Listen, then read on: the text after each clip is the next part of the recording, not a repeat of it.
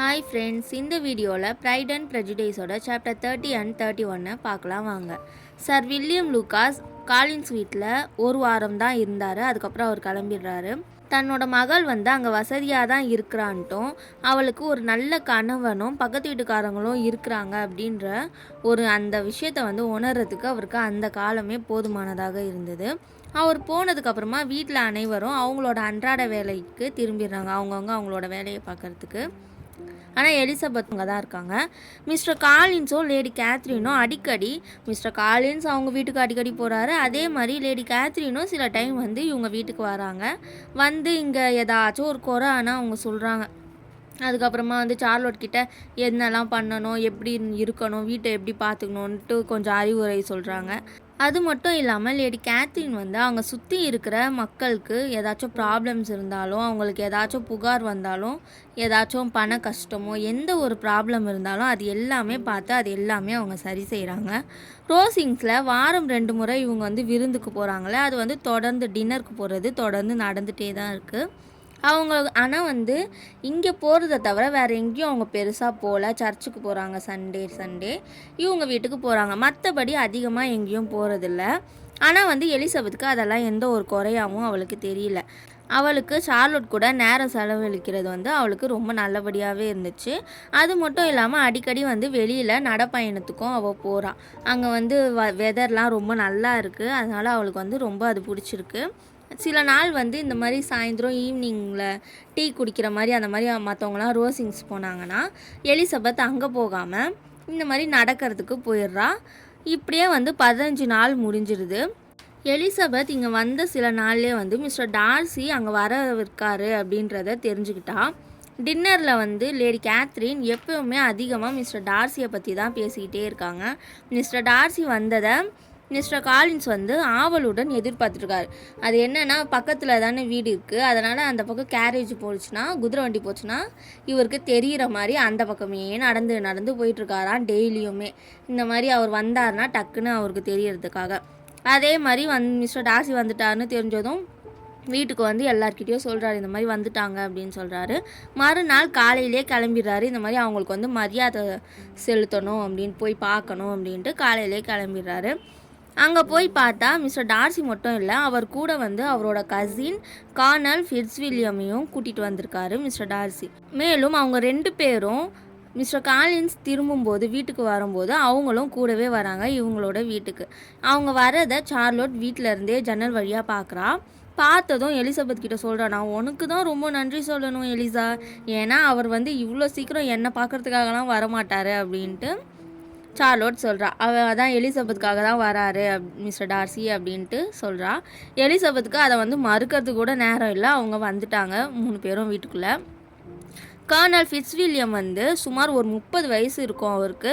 பார்க்குறதுக்கு அவர் அழகானவராக இல்லைனாலும் தோற்றத்துலேயும் அவரோட பேச்சுலேயும் உண்மையான ஜென்டில்மேனாக இருந்தார்.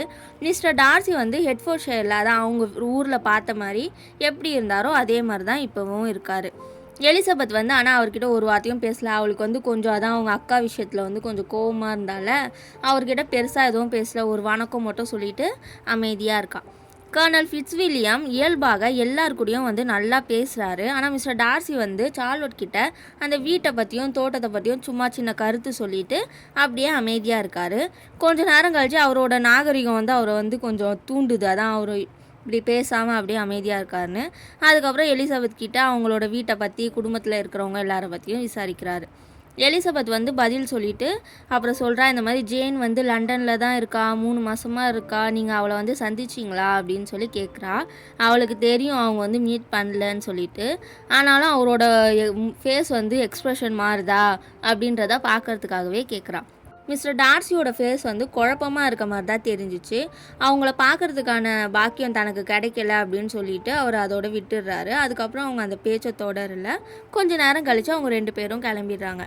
இந்த மாதிரி மிஸ்டர் டார்சியும் அவரோட கசினும் வந்திருந்தாங்கள்ல, அவங்க வந்த ஒரு வாரமும் ரோசிங்ஸ் வீட்டிலேருந்து இவங்களை விருந்துக்கு டின்னருக்கு அழைக்கவே வரல. அழைப்பு வரவே இல்லை.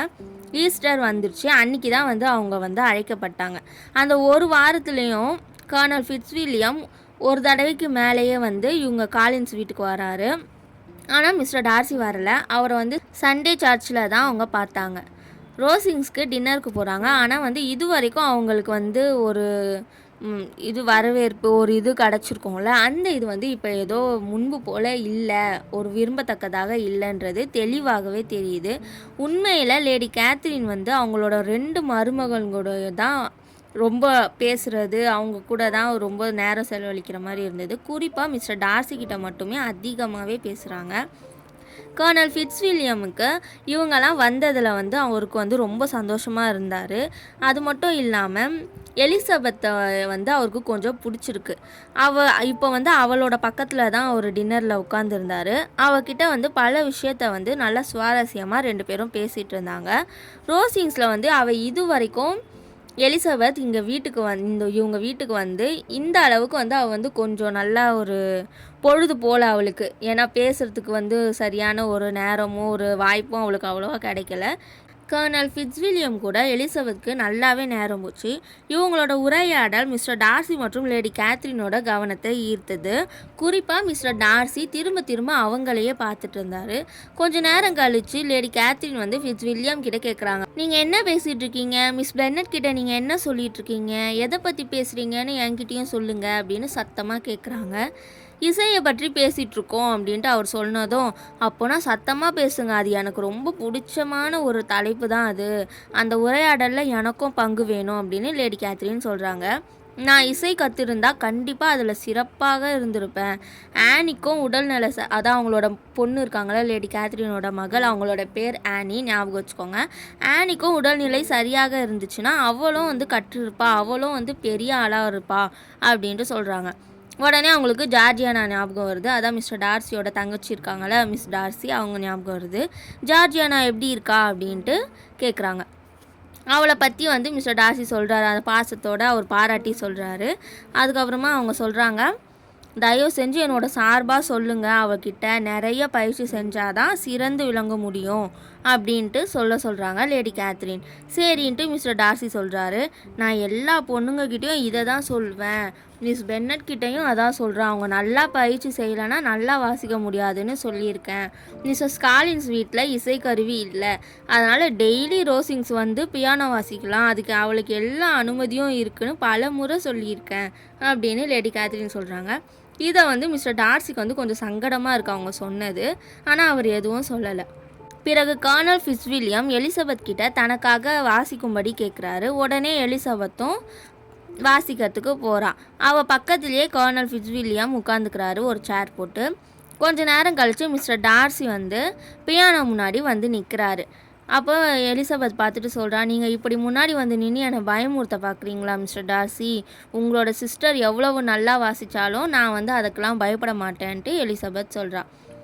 அதுக்கு மிஸ்டர் டார்சி சொல்கிறாரு, நீங்கள் சொன்னது தவறுன்ட்டுலாம் நான் இப்போ சொல்ல மாட்டேன், ஏன்னா அது உண்மை இல்லைன்னு உங்களுக்கே தெரியும். மேலும் இப்படி அடிக்கடி நீங்கள் ஏதாச்சும் ஒன்று இப்படி சொல்கிறதுல உங்களுக்கு அதில் ஒரு சந்தோஷம்ன்ட்டு எனக்கு தெரியும்ன்ட்டு மிஸ்டர் டார்சி சொல்கிறாரு. அதுக்கு எலிசபெத் சிரிச்சுக்கிட்டே கர்னல் ஃபிட்ஸ்வில்லியம் பார்த்து சொல்கிறா, நான் ஓரளவு கொஞ்சம் மரியாதையாக அறிமுகமானதை வந்து உங்கள் நண்பர் வந்து என்னை பற்றி இப்படியெல்லாம் பேசி அதை மொத்தமாக வந்து கெடுத்துட்டாரு, நான் சொல்கிறது எதையும் நம்ப வேணான்னு உங்களுக்கு கற்றுக் கொடுத்துட்டாரு. என்னை பற்றி நீங்கள் இப்படியெல்லாம் சொன்னீங்கன்னா நானும் உங்களை பற்றி பேசுகிற மாதிரி ஆகிடும்னு எலிசபெத் சொல்கிறான். அதுக்கு மிஸ்டர் டார்சி, எனக்கு அதிலெல்லாம் பயம் இல்லை அப்படின்ட்டு அவர் சொன்னதும் கர்னல் ஃபிட்ஸ்வில்லியம் கேட்குறாரு, சொல்லுங்கள் என்கிட்ட சொல்லுங்கள், நான் கேட்குறேன் அப்படின்ட்டு அவர் சொல்கிறாரு.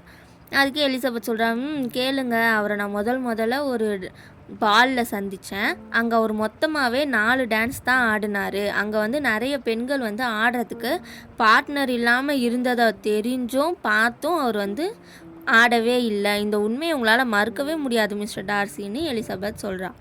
அதுக்கு மிஸ்டர் டார்சி சொல்கிறாரு, அந்த நேரத்தில் அந்த சமயத்தில் எனக்கு அங்கே வேறு யாரையுமே எனக்கு தெரியாது, அது மட்டும் இல்லாமல் தெரியாதவங்கக்கிட்ட என்னை அறிமுகப்படுத்திக்கிற அந்த திறன் வந்து எனக்கு குறைவாகவே இருந்துச்சு அப்படின்னு மிஸ்டர் டார்சி சொல்கிறாரு. நான் சில பெண்களை போல் நல்லா வாசிக்கல, அதுக்கான காரணம் நான் அதிக முயற்சி செய்யாததை தவிர எனக்கு திறமையெல்லாம் இல்லாமல் இல்லைன்னு எலிசபெத் சொல்கிறா. அவள் வந்து மிஸ்டர் டார்சி வந்து அவர் வந்து மற்றவங்கக்கிட்ட பழகிறதுக்கும் அவரை வந்து அறிமுகப்படுத்திக்கிறதுக்கும் முயற்சி செய்யலை, அதுதான் அதுக்கான காரணன்றத அவருக்கு எடுத்து சொல்கிறதுக்காகவே இதை சொல்கிறான். மிஸ்டர் டார்சிக்கு அது புரிஞ்சிச்சு. அவர் சிரிச்சுட்டு அப்புறம் சொல்கிறாரு, நீங்கள் சொல்கிறது சரிதான், ஆனால் வந்து உங்களோட வாசிப்பை கேட்குற யாருமே அதில் வந்து குறை இருக்கிறதா நினைக்க மாட்டாங்க. நாம் 2 பேருமே மற்றவங்களுக்காக வாசிப்பதில்லை அப்படின்னு அவர் சொல்கிறார். அதான் மற்றவங்களுக்காக நம்ம 2 பேரும் எதுவுமே செய்ய மாட்டோம் அப்படிங்கிற மாதிரி அவர் சொல்கிறாரு. அப்போது அங்கே லேடி கேத்ரின் வராங்க. அவங்க வந்து இவங்க என்ன பேசிகிட்டு இருக்காங்க அப்படின்னு சொல்லி வந்து கேட்குறாங்க. எலிசபெத் வாசிக்கிறதுக்கு திரும்பியும் தொடங்குறா. கொஞ்ச நேரம் அவள் வாசிக்கிறத கேட்டு அதுக்கப்புறமா மிஸ்டர் டார்சி கிட்ட சொல்கிறாங்க, மிஸ் பென்னட் வந்து அதிகமாக பயிற்சி செஞ்சாங்கன்னா தவறு இல்லாமல் நல்லா வாசிப்பாங்க. ஆனால் அவங்களோட ரசனை வந்து ஆனியை போல் இல்லை. ஆனி வந்து நல்லா இருந்திருந்தால் அவள் வந்து அற்புதமான இசைக்கலைஞராக ஆகியிருப்பா அப்படின்னு லேடி கேத்ரின் சொல்கிறாங்க. அவளை பற்றி அதான் ஆனி பற்றி பேசும்போது மிஸ்டர் டார்சியோட முகம் வந்து ஏதாச்சும் மாறுதா அப்படின்னு எலிசபெத் பார்க்குறா. ஆனால் அந்த நேரத்துலேயும் இல்லை வேறு எந்த நேரத்துலேயுமே அவரோட முகத்தில் வந்து எந்த ஒரு காதலுக்கான அறிகுறியுமே அவளால் பார்க்க முடியல. அதான் இவங்க 2 பேர் மேரேஜ் பண்ணிக்கிற மாதிரி இருக்கும் அப்படின்ட்டு விக்கம் சொன்னார்ல, அதை பற்றி தான் அவள் யோசிக்கிறா. லேடி கேத்ரின் எலிசபெத்தோட வாசிப்பை பற்றி குறைகளையும் ஆலோசனைகளையும் அப்புறமா சொல்கிறாங்க. அவள் வந்து அது எல்லாத்தையுமே வந்து பொறுமையாக ஏற்றுக்கிறா. அவங்க வீட்டுக்கு போகிற வரைக்கும் இவங்க 2 பேரும் வந்து அவளை வந்து வாசிக்க சொல்லிகிட்டே இருக்காங்க, மிஸ்டர் டார்சியும் கர்னல் ஃபிட்ஸ்வில்லியமும். அவங்க சொன்னனால அவளும் வாசிக்கிறாள். அதுக்கப்புறமா வீட்டுக்கு போயிடுறாங்க. இதோட சாப்டர் முடியுது. நான் போடுற வீடியோலாம் உங்களுக்கு உடனே நோட்டிஃபிகேஷன் வரதுக்கு என்னோடய கதைகள் தமிழ் சேனலை சப்ஸ்கிரைப் பண்ணிக்கோங்க ஃப்ரெண்ட்ஸ். பாய்.